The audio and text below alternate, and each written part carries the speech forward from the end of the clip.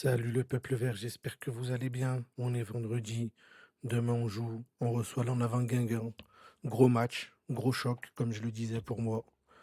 Les rivaux cette saison, entre guillemets, c'était Reims, on a gagné. Guingamp, on doit gagner.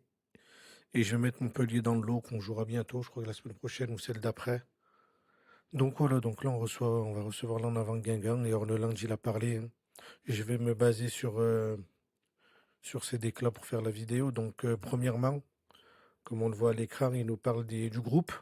Donc il y a Gadegbekou qui est forfait jusqu'à la trêve, tout comme Lassana Traoré, mais il évoluait plutôt avec les jeunes. Et ensuite, on a Nguessan qui est au Chili pour le mondial U20. Donc on va essayer de suivre ça. Et à part ça, ben, il explique que première fois de la saison, l'effectif au complet, Ferreira est disponible et il est prêt. Il a très bien travaillé en cette fin de semaine.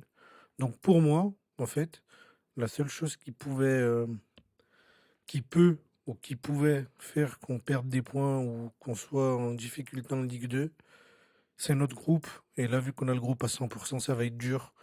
Tous les postes sont doublés. Enfin, si on est en Ligue 2, tous les postes sont doublés. Et voilà, donc là, Guingamp, bon, bah, bonne chance pour préparer le match, hein. Devant, t'as Stas Saint-Dufus, Holt Cardona, David Tachvili, t'as Boaké qui fait un début de saison exceptionnel. Milieu, c'est doublé, donc voilà.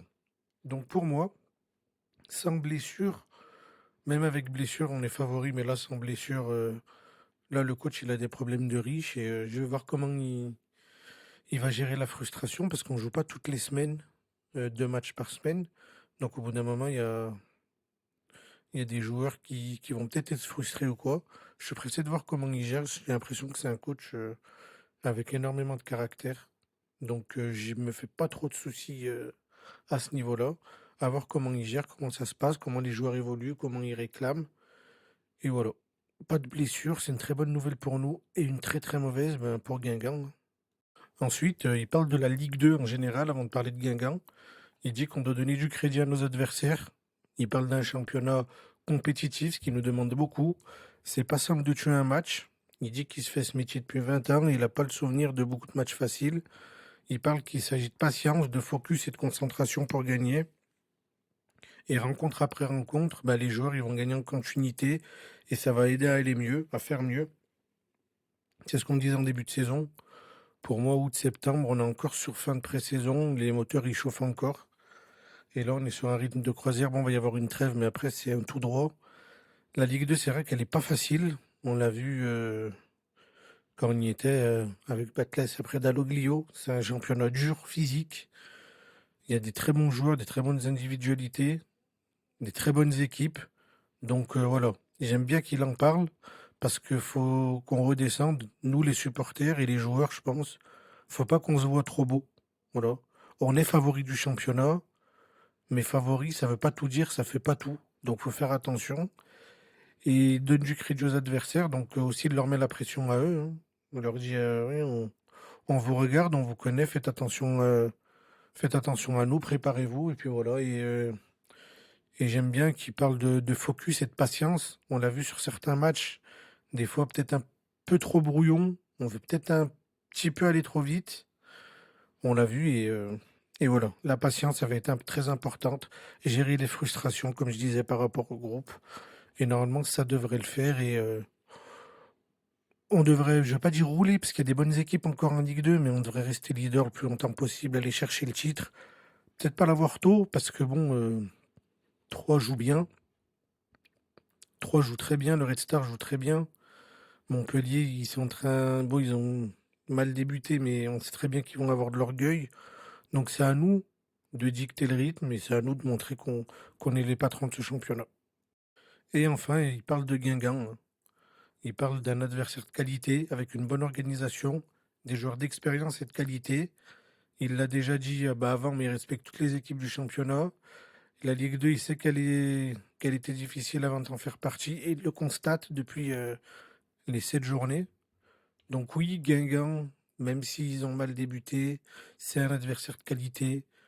Reims, c'était un adversaire de qualité. Montpellier en sera un. Euh, le Red Star est en train de s'inviter. Oui, on a eu des moyens qu'ils n'ont pas eu, mais ils jouent au foot en fait. Et ça me plaît. Ça me plaît.